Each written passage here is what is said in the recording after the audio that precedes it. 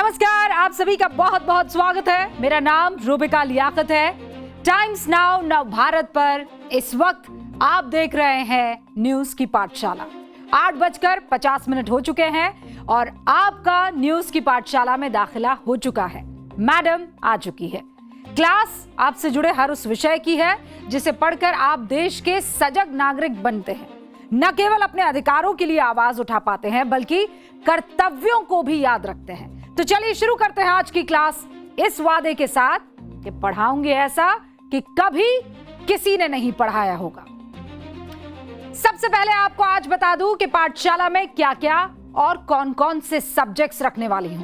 Class लगेगी किस पर। आज जो चैप्टर नंबर 1 है वो है डॉक्टर मनमोहन सिंह 14 साल पहले जो बात नहीं कह पाए, कांग्रेस के लोकतांत्रिक चरित्र की पोल खोलने वाला वो चैप्टर आज खुद एसवाई कुरैशी की जुबानी। भारत में हिंदू राष्ट्र का डर बनावटी और राजनीतिक है। धर्मनिरपेक्षता और सांस्कृतिक राष्ट्रवाद, इन दोनों में कितना अंतर, सारे भ्रम दूर होंगे आज चैप्टर नंबर 2 से। फिर आएगा चैप्टर नंबर 3 यानी पाठ नंबर 3। ट्रंप का जो प्लान क्लियर हो रहा है धीरे धीरे वो आज आपको बताना है। युद्ध चलेगा तो मेरा तेल बिकेगा, ये ट्रंप की सोच है। ईरान युद्ध पर ट्रंप के बार बार बदलते बहाने की आज क्लास लगेगी। फिर आएगा चौथा चैप्टर, यात्रीगण कृपया रेलवे की संपत्ति को अपनी संपत्ति ना समझे। ट्रेन से चादर तकिया चुराने वालों की नींद उड़ाने वाला यह चैप्टर है। होश उड़ जाएंगे आपके जब आपको यह पता चलेगा कि हमारे यहां जब ट्रेन में सफर करते हैं तो वो यात्री कम चोरी ज्यादा करते हुए दिखाई दे रहे हैं। और अंत में हमारा स्पेशल सेगमेंट जिसमें आपको बताएंगे ड्राइविंग के वक्त मोबाइल पर बात अगर आप करते हैं तो पता है क्या होता है, सोचा है कभी? लेकिन पहले देखिए दिन भर का रिवीजन।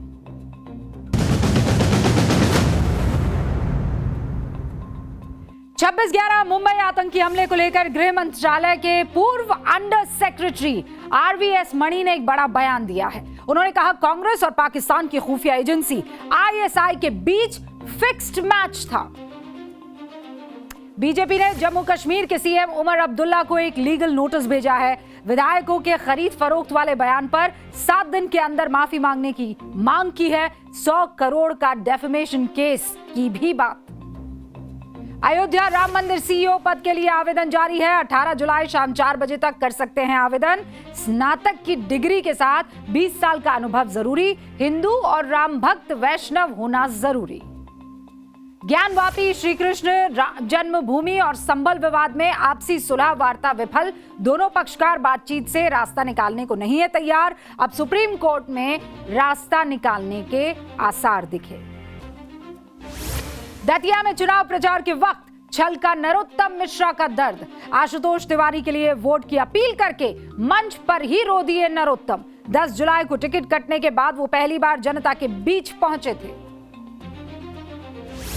लॉर्ड्स के ऐतिहासिक ग्राउंड में भारत की बेटियों ने रचा इतिहास। टेस्ट मैच में भारतीय महिला टीम की शानदार जीत, इंग्लैंड को 270 रनों से हरा दिया।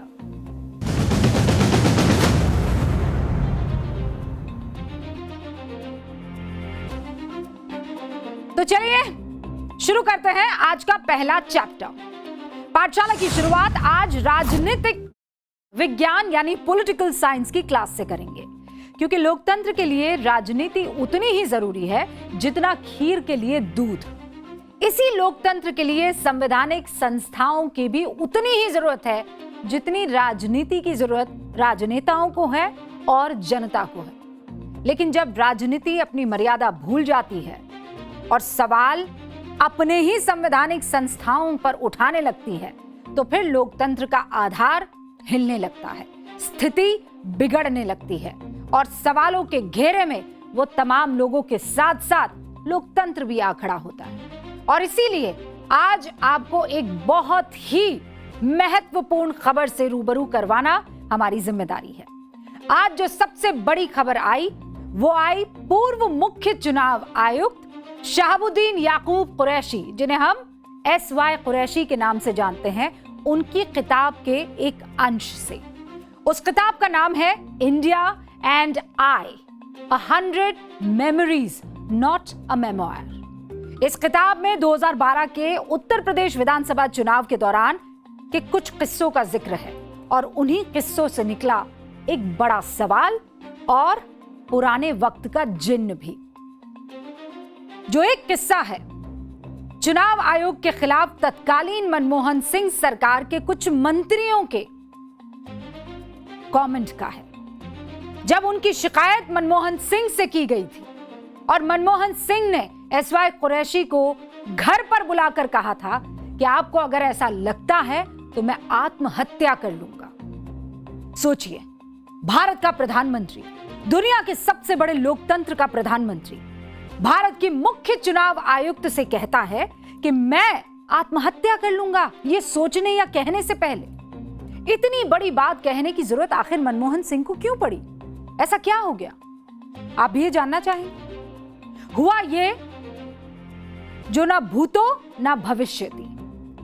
भारत के लोकतंत्र में ना पहले कभी ऐसा हुआ और ना शायद आगे कभी ऐसा हो सकता है।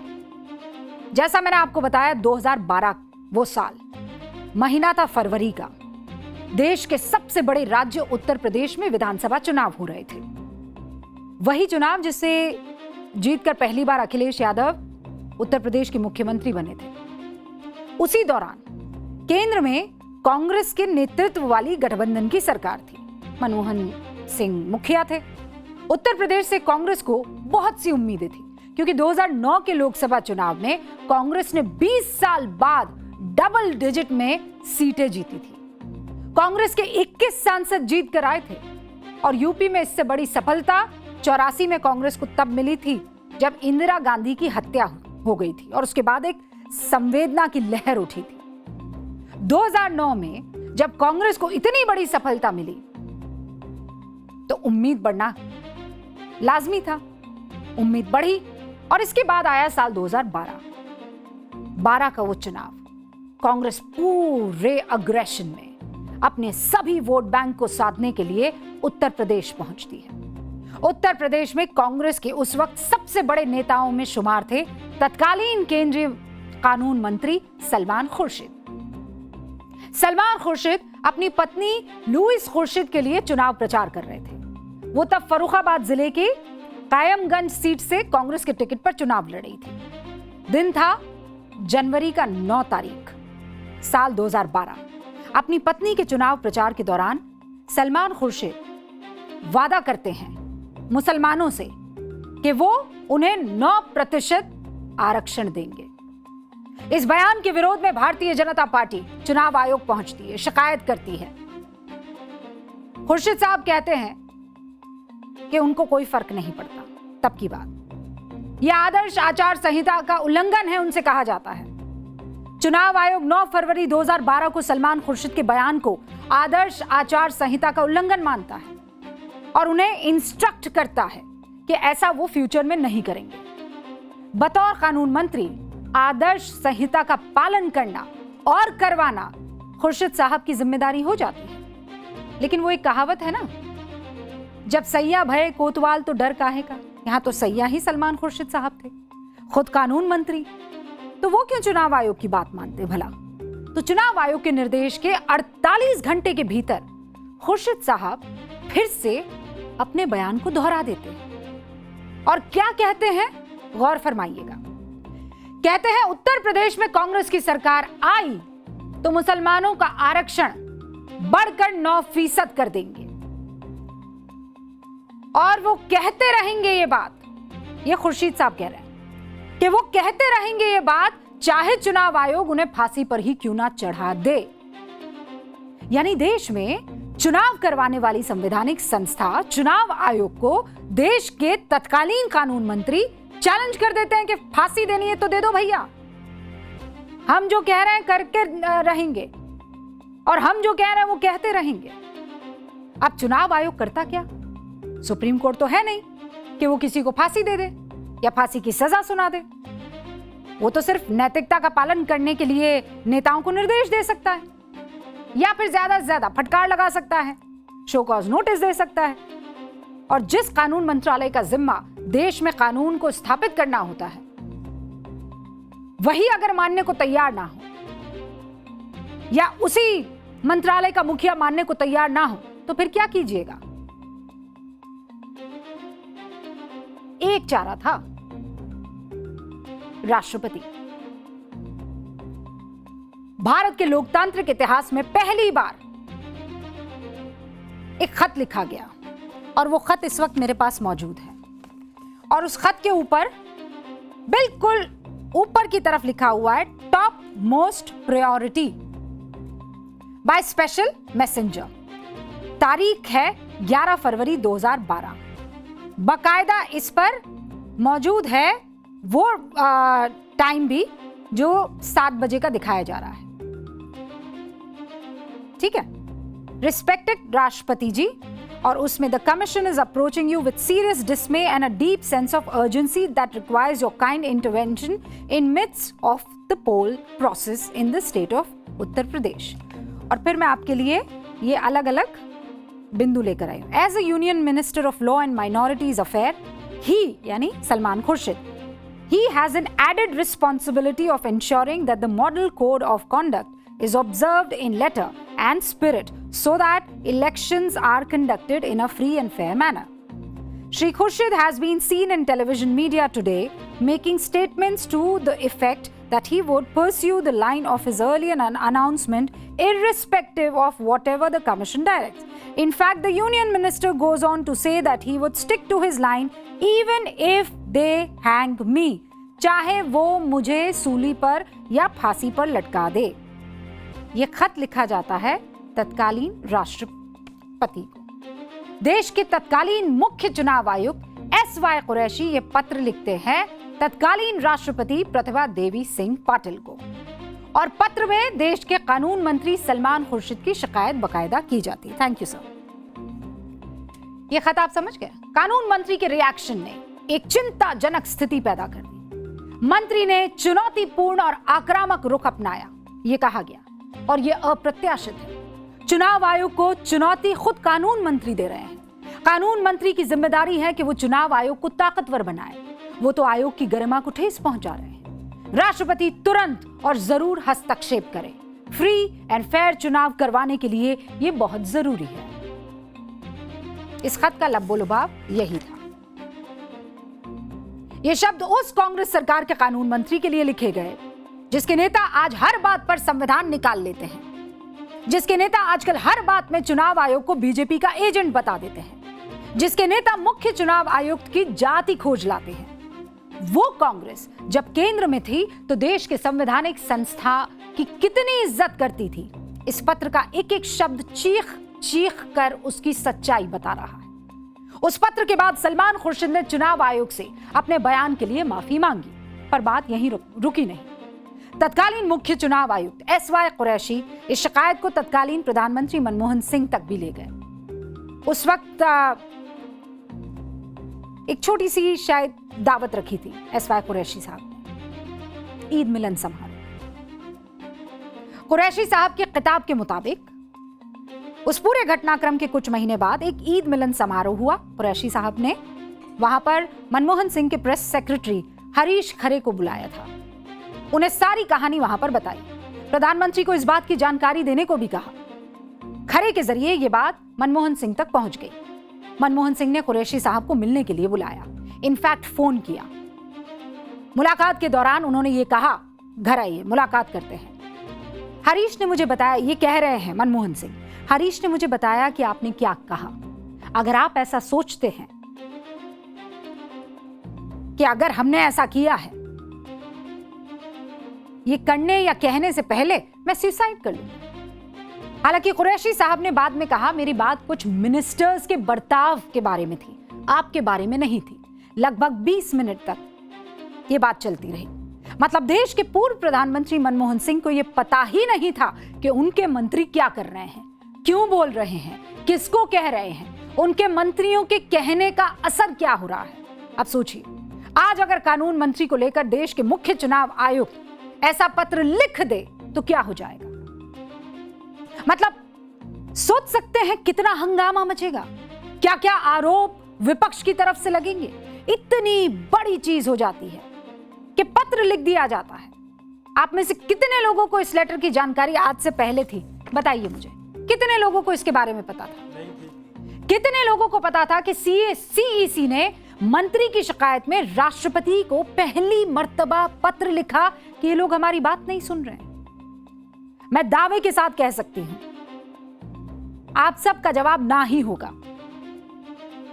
आपको पता ही नहीं होगा और इनफैक्ट बताया भी नहीं गया होगा। लेकिन ये न्यूज की पाठशाला है, यहां आपको हर पन्ना खंगाल कर हकीकत बताई जाएगी, चाहे कोई कितनी भी कोशिश करे।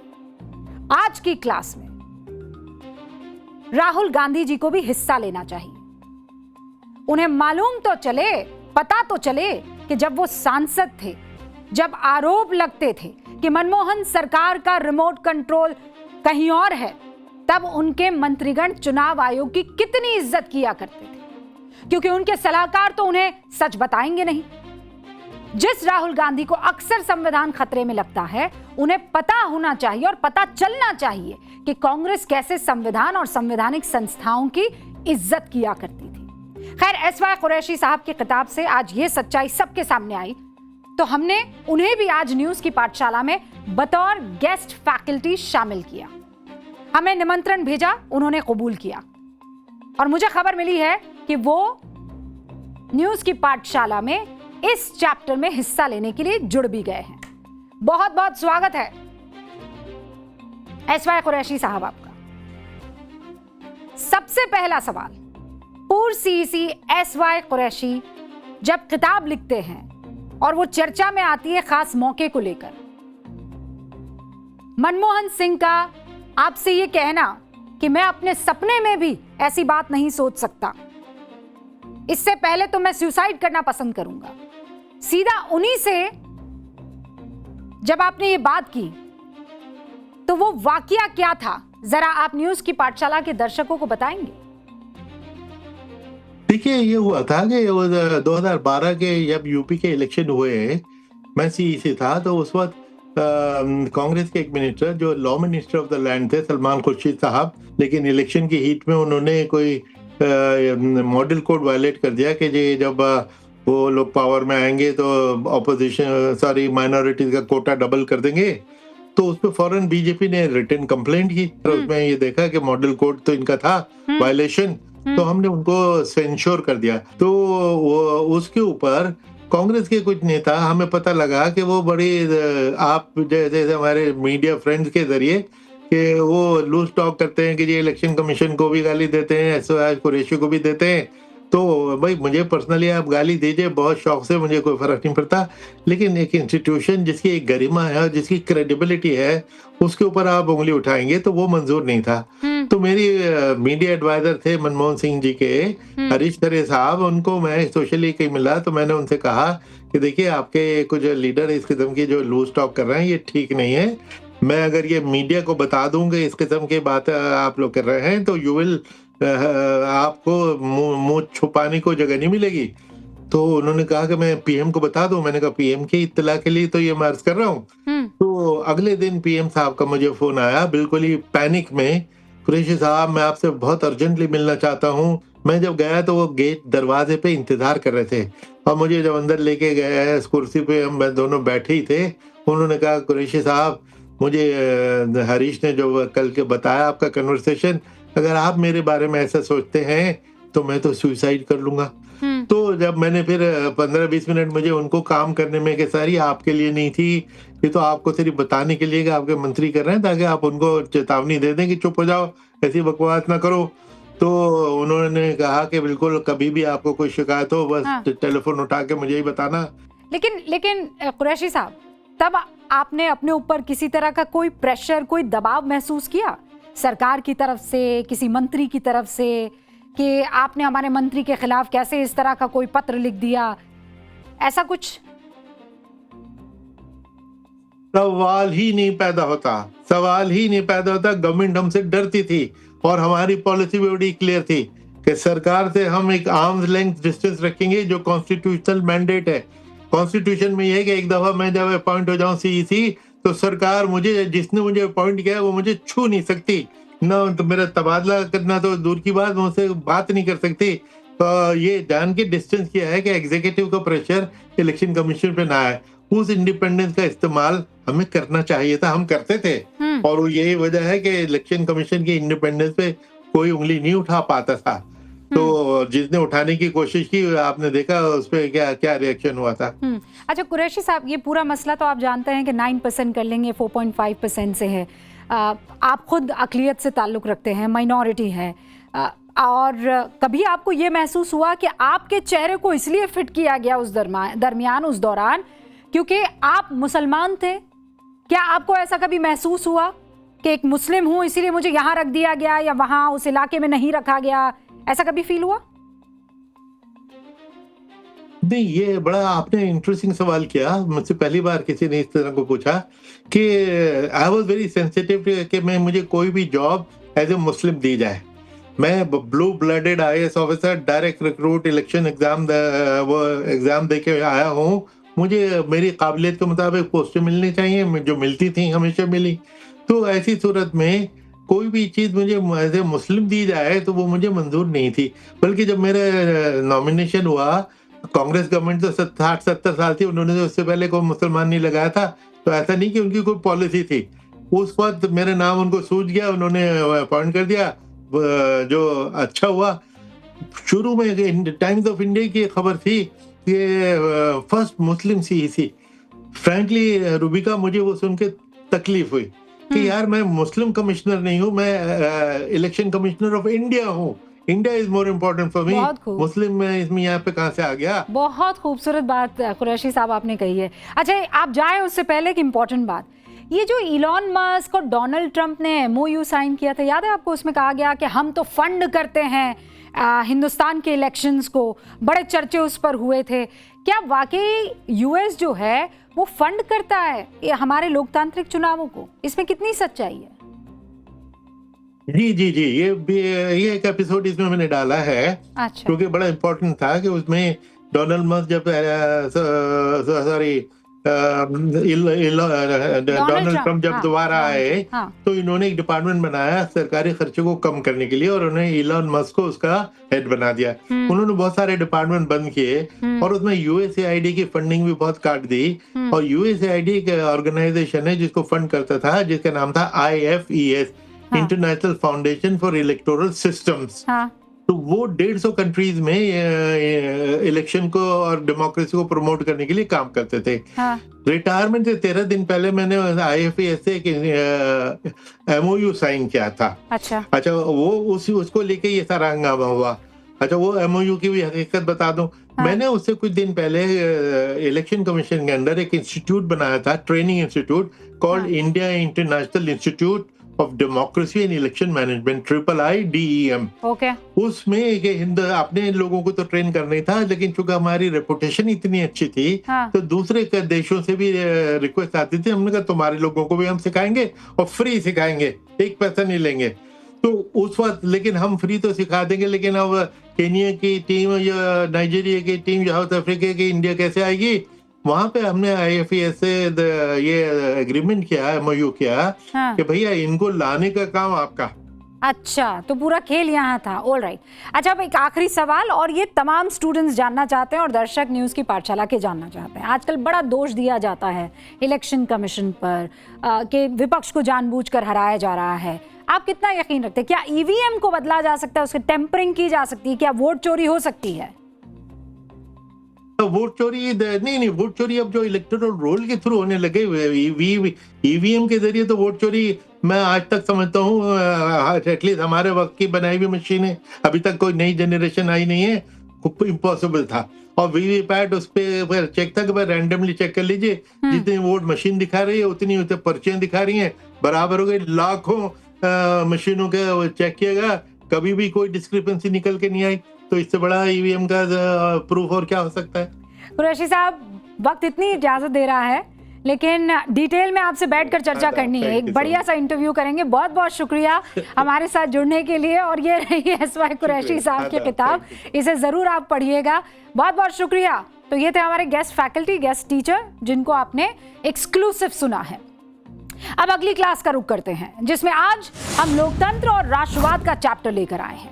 सवाल यह है, और बहुत इत्मीनान के साथ आज इस चैप्टर को सुनिएगा और अपने जहन और दिल में उतारने की कोशिश कीजिएगा। सवाल क्या है? क्या भारत में हिंदू राष्ट्र का डर बनावटी और राजनीतिक है? आज की क्लास में धर्मनिरपेक्षता और सांस्कृतिक राष्ट्रवाद से जुड़े सारे भ्रम दूर करने जरूरी है। आज इस खबर की वजह क्या है? बाबा रामदेव का एक बयान। उस बयान पर मचा घमासान। बाबा रामदेव ये कहते हैं कि हिंदू राष्ट्र के नाम पर किसी को डरने की जरूरत नहीं है। भारत में मुसलमान और जो भारत के मुसलमान हैं उनको कोई खतरा नहीं है। भारत में रहने वाले सभी नागरिकों के पूर्वज सनातनी थे। इस पर कांग्रेस ने सवाल उठाया कि अगर हिंदू राष्ट्र में मुसलमानों को खतरा नहीं है तो दरार डालने की कोशिश क्यों की जा रही है?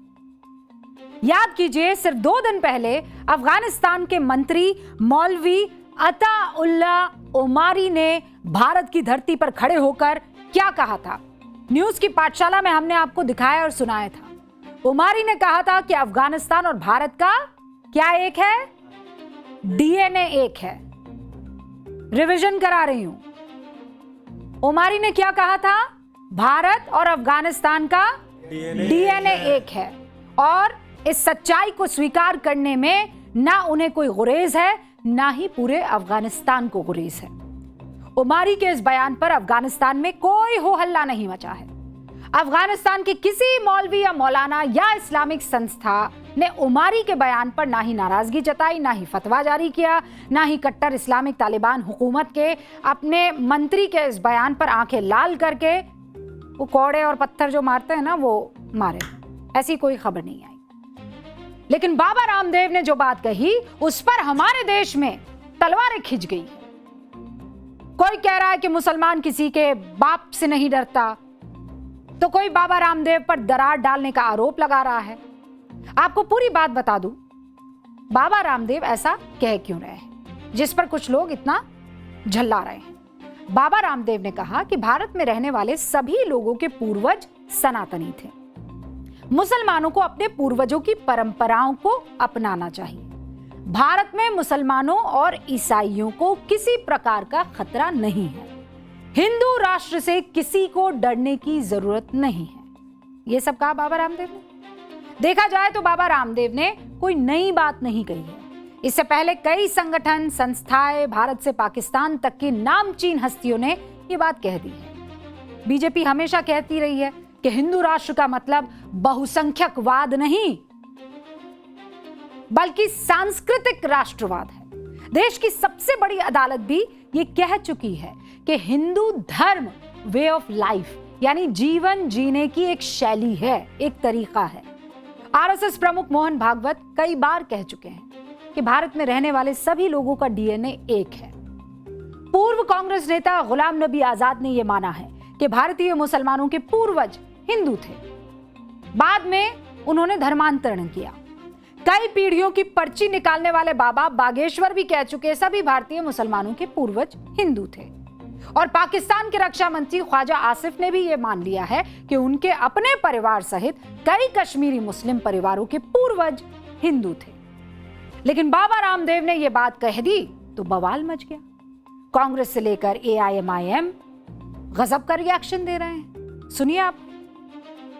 यहाँ पर भी लिखा हुआ है, हिंदू राष्ट्र के नाम पर किसी को डरने की जरूरत नहीं है। हम सभी के पूर्वज सनातनी हिंदू आर्य वैदिक है।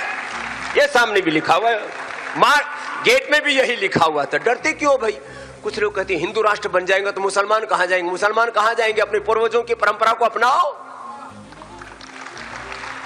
अरे जो अपने बाप का नहीं हुआ किसी का नहीं हो सकता। अरे तुम अपने जो पुरखे हैं, पूर्वज हैं, अपने ऋषि मुनि हैं, उनकी बात को मानो।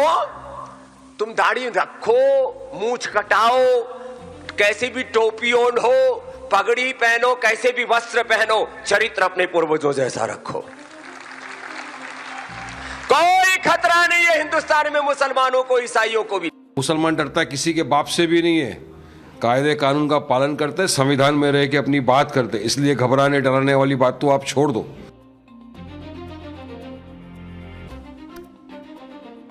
ये प्रॉब्लम नहीं है कि कौन मान रहा है, प्रॉब्लम ये है कि जो सच है और जिनके साथ ये सच है वो नहीं मान रहे हैं।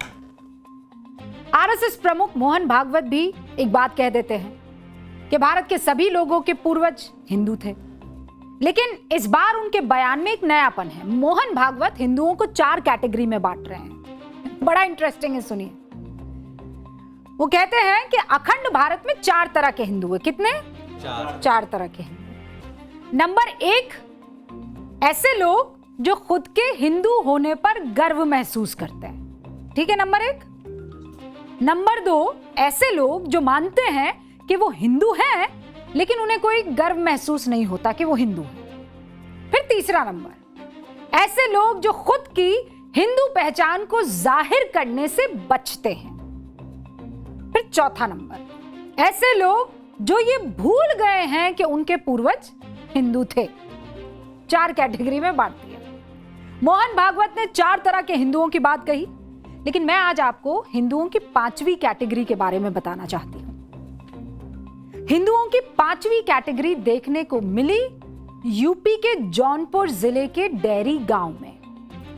इस गांव की 5000 मुस्लिम आबादी में से अब कई मुस्लिम ऐसे हैं जो ये कतई नहीं भूले हैं कि उनके पूर्वज हिंदू थे और उनके पूर्वज हिंदू ब्राह्मण थे।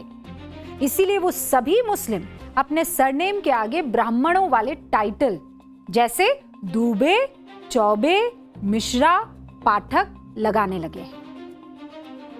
इस गांव के रहने वाले नौशाद अहमद कहते हैं कि उनके पूर्वज 8 पीढ़ी पहले ब्राह्मण थे और उनके एक पुरखे थे लाल बहादुर दूबे।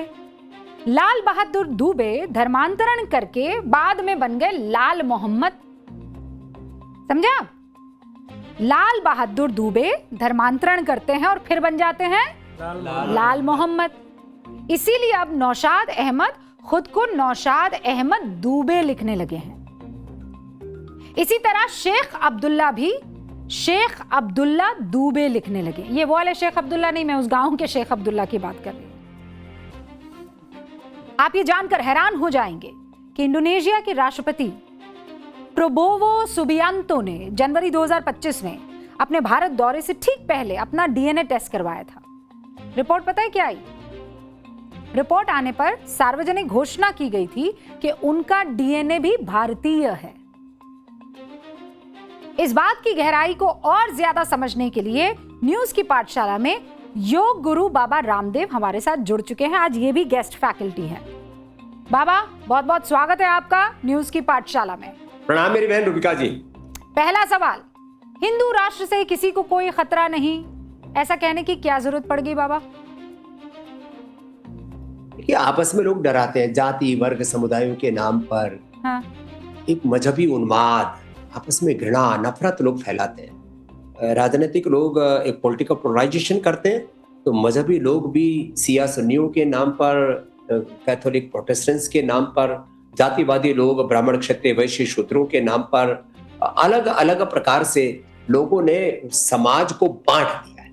इसलिए मैं कहता हूं बटो मत, मिलकर के रहो। और इस बात के लिए एक बहुत बड़ा आधार है हम सबके पूर्वज आर्य हिंदू वैदिक सनातनी है। हम सबके पूर्वज का चरित्र कितना ऊंचा था। वो राष्ट्र को सर्वोपरि मानते थे, सच्चरित्रता पवित्रता को सर्वोपरि मानते थे, पुरुषार्थ और पराक्रम को सर्वोपरि मानते थे। उन्होंने मानवीय मूल्यों को सर्वोपरि माना। नहीं, लेकिन बाबा रामदेव, आपके जो विरोधी हैं वो ये कह रहे हैं अगर हमारे पूर्वज एक है तो वो पूर्वज तो फिर आदम हुए, तो हम सब आदम की संतान हुए, है ना? रूबिका जी, हाँ।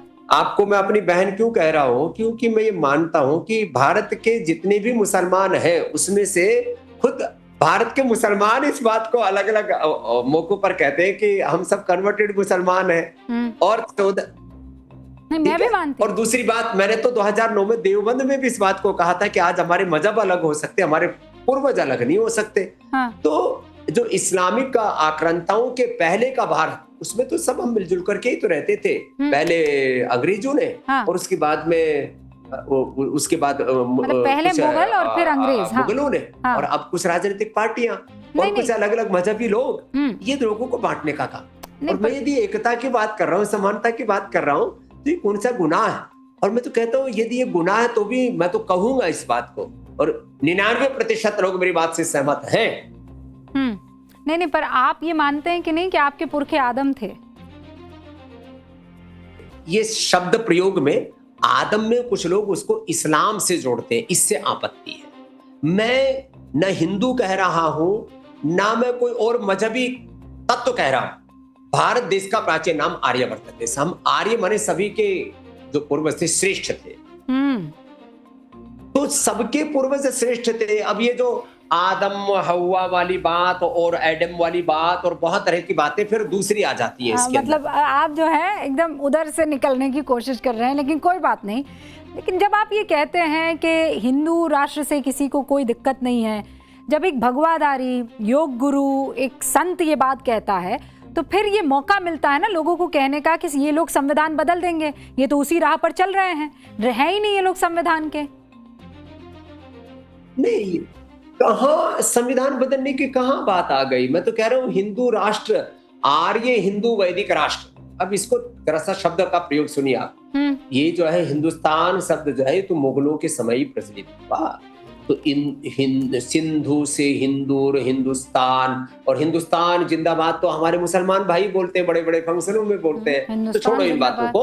हाँ। मैं जिस बात की ओर आपका फिर से वापस ध्यान दिलाना चाहता हूँ कि ये कोई लोकसभा और विधानसभाओं में कोई बिल पास नहीं होने वाला।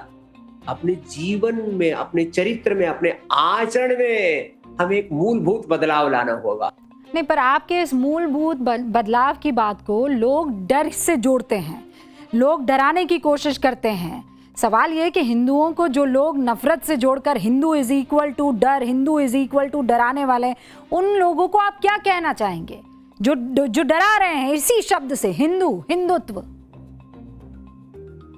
डर किसी को भी, न किसी जाति से, न किसी वर्ग से, न किसी समुदाय से, न हिंदू को मुसलमान से, न मुसलमान को हिंदू से, न ईसाई से, न सिख से, न जैन से, न बौद्ध से दूसरा मानने पर डर होता है। जब मैं कहता हूं कि मेरी बहन रूबिका और मैं एक है, मेरे सारे देशवासी एक है, सभी जाति वर्ग समुदाय के लोग एक है। वक्त के साथ सरनेम बदल गई, वक्त के साथ थोड़ी उपासना पद्धतियां बदल गई, थोड़ा बहुत फेरबदल हो गया, और ये तो हमारी विशेषता है। विविधता में एकता का और एकता में अनेकता का हमने दर्शन किया है। यही तो सनातन संस्कृति हमें सिखाती है, और यही सिखाने की आप कोशिश कर रहे हैं बाबा रामदेव, लेकिन आपके विरोधी इसे डर से जोड़ रहे हैं। बहुत बहुत शुक्रिया हमारे साथ जुड़ने के लिए और आज की ये गेस्ट क्लास लेने के लिए बाबा रामदेव साहब, खासकर न्यूज की पाठशाला में। तो देखा आपने, बाबा रामदेव कह रहे हैं कि सबके पुरखे एक थे। अटल बिहारी वाजपेयी से लेकर केंद्र की मौजूदा सरकार तक हिंदू तनमन हिंदू जीवन की बात करते हैं। सुप्रीम कोर्ट कहता है हिंदू धर्म जीवन जीने का एक तरीका है।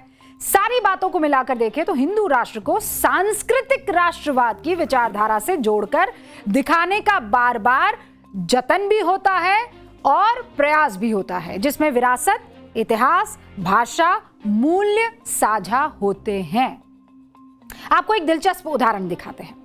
खुद को सेक्युलरिज्म का चैंपियन मानने वाले जब सरकार चला रहे थे और हिंदू राष्ट्र की अवधारणा पर चलने वाली सरकार, ये जो हम कह रहे हैं सांस्कृतिक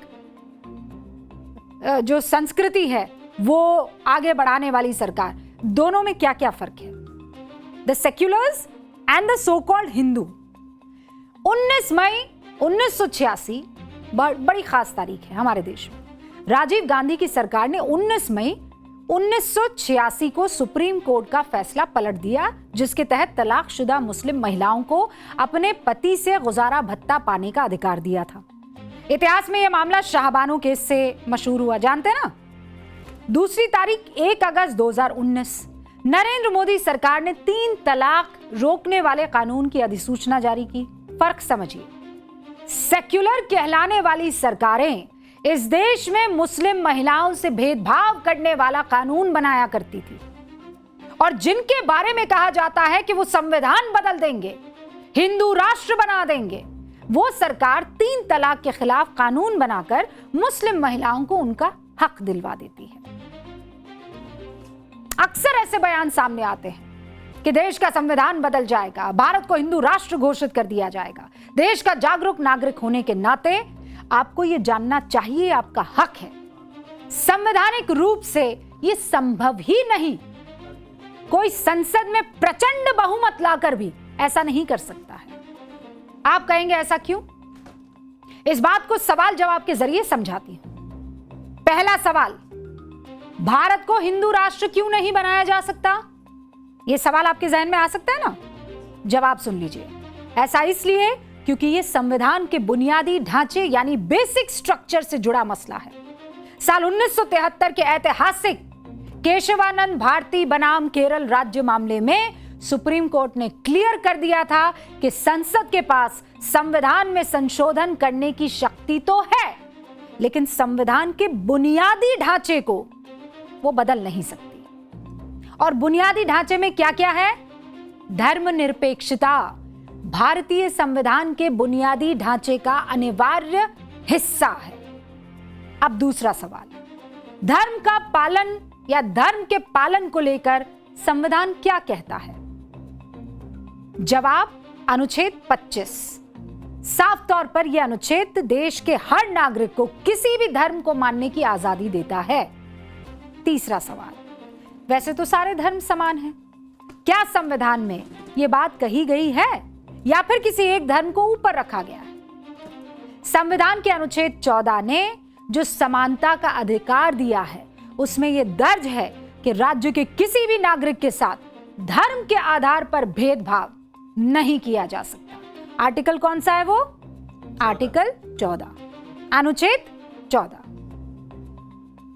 भेदभाव नहीं कर सकते आप धर्म के आधार पर। एक और सवाल आपके मन में आ सकता है, अगर कभी किसी सरकार ने धार्मिक मामले पर कोई ऐसा कानून बना दिया जो संविधान के खिलाफ है तो क्या कर सकते हैं आप? तो क्या होगा? इसका जवाब है अनुच्छेद 13। इसमें साफ जिक्र है, अगर संसद ऐसा कोई कानून बनाए जो नागरिकों के मौलिक अधिकारों को छीनता है या कम करता है तो न्यायपालिका उस कानून को क्या कर देगी? खारिज। यानी सरल शब्दों में आज इस चैप्टर से आपको जो बात सीखनी चाहिए और दूसरे लोगों तक जो पहुंचानी चाहिए वो ये है कि हिंदू राष्ट्र का नाम लेकर अक्सर इस देश में जो डर का माहौल दिखाने की लोग कोशिश करते हैं वो झूठ है। संवैधानिक तौर पर इसका कोई आधार नहीं है। और जिस हिंदू राष्ट्र की बात तमाम तरीकों से कही जाती है कि हम तो हैं ही, वो सांस्कृतिक हिंदुइज्म का जिक्र है जिसमें संस्कृति और परंपरा को उस लिहाज से देखा जाता है, धर्म के लिहाज से नहीं। और इसीलिए कहते हैं कि हमारे पूर्वज सारे एक हैं, पूजा पद्धति अलग अलग हो सकती है। अब आगे बढ़े। पाठशाला में अब ईरान युद्ध के पीछे छिपे तेल के खेल की आज पूरी क्लास। मतलब आज अगर आपने इस क्लास को अटेंड कर लिया तो आप ये समझ जाएंगे कि अमेरिका जो कर रहा है उसके पीछे की असल कहानी क्या है, उसका इतिहास क्या रहा है। अमेरिकी राष्ट्रपति डोनाल्ड ट्रंप के विरोधी उनके बारे में कहते हैं कि ट्रंप की नीति ट्रंप के मूड और टीवी पर चल रही खबरों से तय होती है। किसी की सलाह या विशेषज्ञों की राय से तो वो आदमी चलता ही नहीं। तो क्या ये मान लिया जाए कि इसी फॉर्मूले के तहत ट्रंप अब युद्ध को लंबा खींचने का प्लान कर रहे हैं? क्योंकि जब तक ईरान का युद्ध चलेगा, हॉर्मुज पर तेल अटकेगा, तभी अमेरिका और वेनेजुएला का तेल बिकेगा। मैं पूरा गणित आज आपको समझा दूंगी। अगर दुनिया भर के देश गल्फ देशों और रूस से तेल खरीदते रहेंगे तो पता आपको क्या होगा? गल्फ और रूस से ज्यादातर तेल आता है, ठीक है। अगर वहां से तेल में कोई रुकावट आती है तो फिर दुनिया कहां रुक करेगी पता है आपको? फिर दुनिया रुक करेगी अमेरिका और वेनेजुएला का।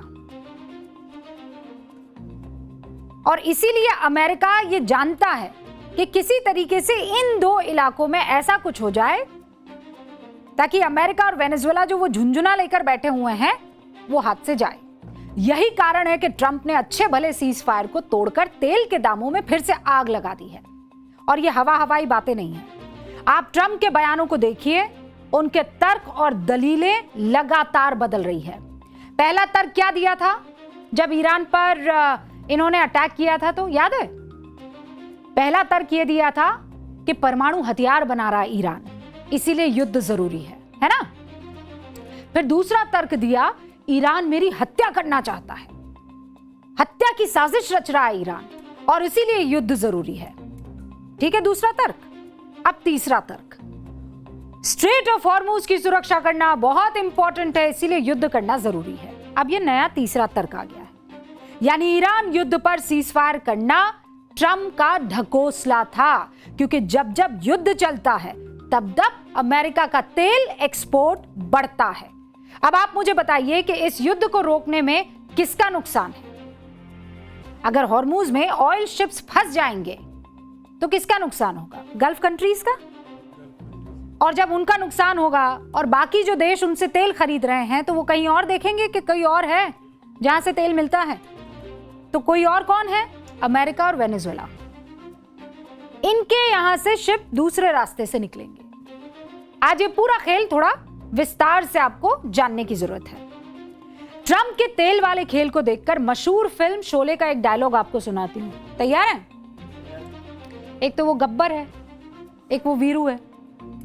ठीक है, गब्बर वीरू की जान की सलामती के लिए बसंती को धमकी देता है कि जब तक तेरे पैर चलेंगे तब तक उसकी सांस चलेगी, है ना। युद्ध की इस कहानी में अगर ट्रंप को आप गब्बर मान लें तो उनका भी यही प्लान है, जब तक युद्ध चलेगा अमेरिका के कंट्रोल वाले तेल का एक्सपोर्ट बढ़ेगा। इस रणनीति को समझाने और समझने के लिए पहले दुनिया भर के तेल के एक्सपोर्ट का आंकड़ा आपके सामने रखती हूं। ठीक है, चलिए भैया बोर्ड बाबू का रुख करते हैं। कीजिए प्रणाम। प्रणाम बोर्ड बाबू। ठीक है भाई, तेल का बड़ा खिलाड़ी बैरल प्रतिदिन, ये इंपॉर्टेंट है अपने लिए। ठीक है, अब 3 इंपॉर्टेंट जगह देख लीजिए। पहला तो हो गया इराक, दूसरा हो गया कुवैत और फिर सऊदी अरब। ये है गल्फ कंट्रीज। तो गल्फ कंट्रीज कितना तेल दे रही है पूरे दुनिया को? लगभग 1.2 करोड़, 1.2 करोड़ से लगभग 1.5 करोड़ प्रतिदिन, बैरल प्रतिदिन। ठीक है, फिर उसके बाद नंबर किसका आता है? फिर नंबर आ जाता है रूस का। गल्फ के बाद आया रूस का। रूस कितना दे रहा है? 45 लाख बैरल प्रतिदिन से 50 लाख बैरल प्रतिदिन पहुंचा रहा है। फिर नंबर आता है अमेरिका का। अमेरिका कितना दे रहा है? 40 लाख से 45 लाख बैरल प्रतिदिन। ये पूरा का पूरा तेल का खेल है। ये इंपॉर्टेंट देश है। कौन है? पहले नंबर पर आ गया गल्फ, दूसरे पर आ गया रशिया, तीसरे पर आ गया अमेरिका और अमेरिका ने इसको अपना लिया है। फिर वेनेजुएला आता है चौथे नंबर पर, लगभग 6 लाख से 10 लाख बैरल प्रति दिन ये तेल एक्सपोर्ट कर रहा है। गल्फ देशों का एक बड़ा हिस्सा हॉर्मुज स्ट्रेट से होकर गुजरता है, जिसे ईरान ने कंट्रोल कर लिया है। दूसरी तरफ गल्फ देशों की मदद के नाम पर अमेरिका ईरान पर हमले कर रहा है। ट्रंप अच्छी तरह से जानते हैं कि जब तक हॉर्मुज नहीं खुल जाता है तब तक खाड़ी देशों का तेल अटका रहेगा और अमेरिका का तेल बिकता रहेगा। इस युद्ध से किस तरह अमेरिका और वेनेजुएला का तेल एक्सपोर्ट बढ़ा है मैं आपको समझाती हूं। आप समझ गए ना? अमेरिका अभी कहां पर है? 40 लाख से 45 लाख बैरल प्रतिदिन बेच रहा है। अब कहां खेल हुआ है आपको मैं वो समझाती हूं।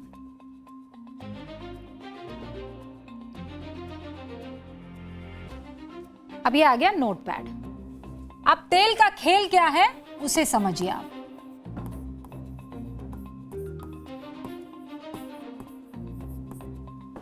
सबसे पहले अमेरिका कब से कब तक कितना, मतलब अभी जो ताजा आंकड़े हमारे पास है वो पहला है जनवरी का। जनवरी में तेल कितना एक्सपोर्ट किया अभी मैंने आपको बताया था। हाँ, जनवरी 2026 से लेकर अप्रैल, मैं अभी अप्रैल भी लिख रही हूं, इसको ध्यान रखिएगा। ठीक है, वो भी 2026 ही। जनवरी में कितना तेल अमेरिका निकाल रहा था अभी मैंने आपको बताया था 40 लाख बैरल पर डे। ठीक है, फिर जो आखिरी आंकड़ा आया वो आया अप्रैल 2026 का। कितना आया? ये 40 हो गया 56 लाख बैरल प्रतिदिन। मतलब जब ये चला, जब ये वॉर चलने शुरू हो गया उसके बाद से आप देख लीजिए। ठीक है, अप्रैल, जनवरी अप्रैल में 2026 में पहले तो था 40 लाख बैरल प्रतिदिन और फिर आ गया 26 लाख बैरल प्रतिदिन। आप जरा इसको अगर जंप आप निकालना चाहे तो कितना हो गया भैया? कितना हो गया? लगभग 16 हो गया। 16 डिवाइडेड बाय 40 अगर करेंगे तो कितना आ जाएगा? और फिर उसके बाद इंटू 100 भी करेंगे, कितना आएगा? 40%। 40% का क्या हुआ है? जंप हो गया है।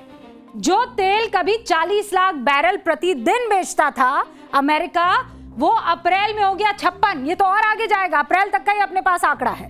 और आप जब इसका परसेंटेज निकालने जाएंगे तो लगभग 40% का जंप हुआ है। फायदा किसको? अमेरिका को। तो अमेरिका क्या चाहेगा भाई? यहां इतना ही टाइम में अगर इतना जंप आ गया है तो वो तो चाहेगा ना कि खेल लगातार चलता रहे, झूठ बोल के यूज करता रहे। हाँ, तो आप जितना कोशिश कर लीजिए, जितने एमओयू साइन कर लीजिए, ये ट्रंप बाबा जो हैं इनको एक बढ़िया मौका मिल गया है कि कैसे अपने यहां इजाफा किया जाए तेल को एक्सपोर्ट करने का। और ऐसा ही कुछ अमेरिका करता हुआ दिखाई दे रहा है। अब आप बताइए, जब इस जंग से अमेरिका वेनेजुएला दोनों हाथों से माल बटोर रहे हैं तो इस युद्ध को रुकवाना चाहिए या चलते रहना चाहिए? भले ही इस युद्ध की वजह से गल्फ देशों को नुकसान हो रहा हो, उन बेचारों का सच में तेल निकल गया हो, लेकिन दूसरी तरफ अमेरिका और उसके कब्जे वाला वेनेजुएला क्या कर रहा है? माल छाप रहा है। और ऐसा पहली बार नहीं है जब अमेरिका ने ईरान का इस्तेमाल करके तेल का पूरा खेल रचा हो। मैं आपको इतिहास में ले चलूं। ईरान के तेल की ये लड़ाई करीब 125 साल से चलती आ रही है। कितने साल? 125 साल। पहला किरदार ब्रिटेन था, फिर हुई अमेरिका की एंट्री। आज आपको तेल की दुश्मनी वाला इतिहास बताती हूं। इसकी शुरुआत हुई थी 1901 में। ब्रिटिश नागरिक विलियम नॉक्स डर्सी, ये जो कहानी है ये आपको समझा देगी।